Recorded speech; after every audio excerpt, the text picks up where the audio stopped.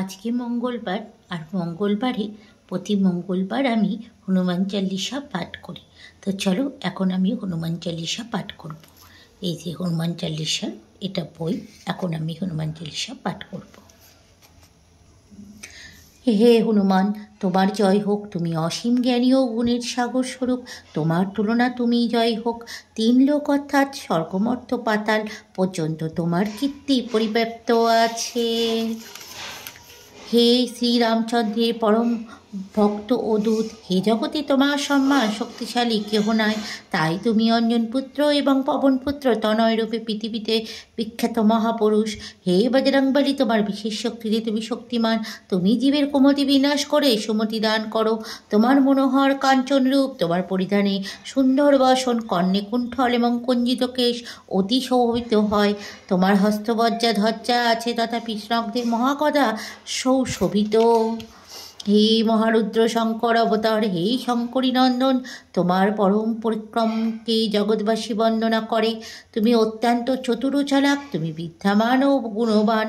তুমি সর্বদা ভগবান শ্রীরামচন্দ্রের কাজে ব্যস্ত থাকতে ভালোবাসো। তুমি শ্রীরামচন্দ্রের গুণগান শ্রবণ করে অসীম আনন্দ লাভ করো। ভগবান শ্রীরামচন্দ্র, মাতা জনকী, কুল্লতা লক্ষণ তোমার মনে সবসময় বর্তমান থাকে। তুমি অতি সূক্ষ্ম রূপ ধারণ করো, এই জননীকে দর্শন করো। আবার অতি ভয়ঙ্কর রূপ ধারণ করে রাবণের শূর্পণখা দগ্ধ করো। হে তুমি ভয়ঙ্কর রূপ ধারণ করে রাক্ষস নির্ধারণ করো। আর ভগবান শ্রীরামচন্দ্রের উদ্দেশ্যকে সফল করার জন্য তুমি বিনা দ্বিধায় তার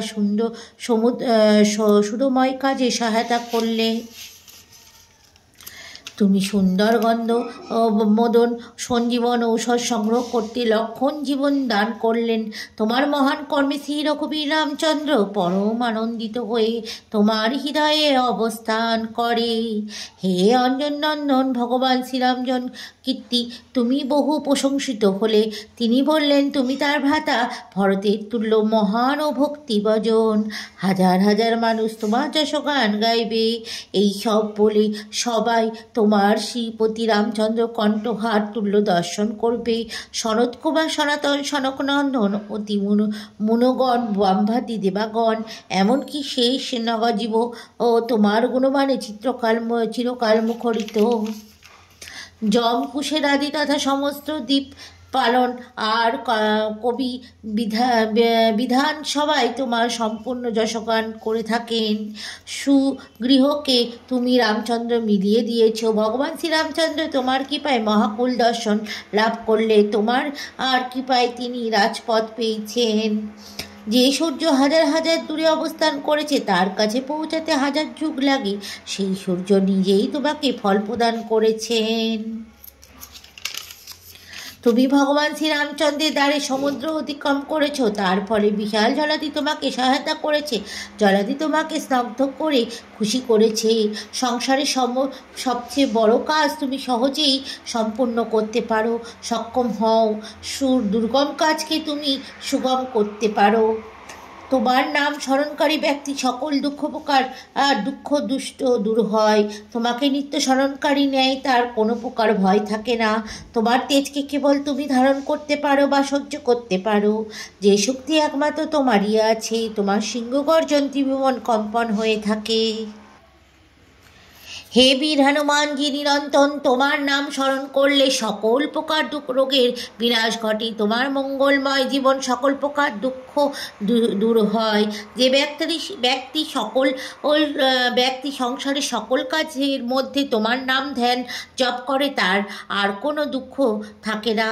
রাজা শ্রীরামচন্দ্রের সর্বশ্রেষ্ঠ তপস্বী, তুমি নিজেই তার সকল কাজ সম্পূর্ণ করতে পারো।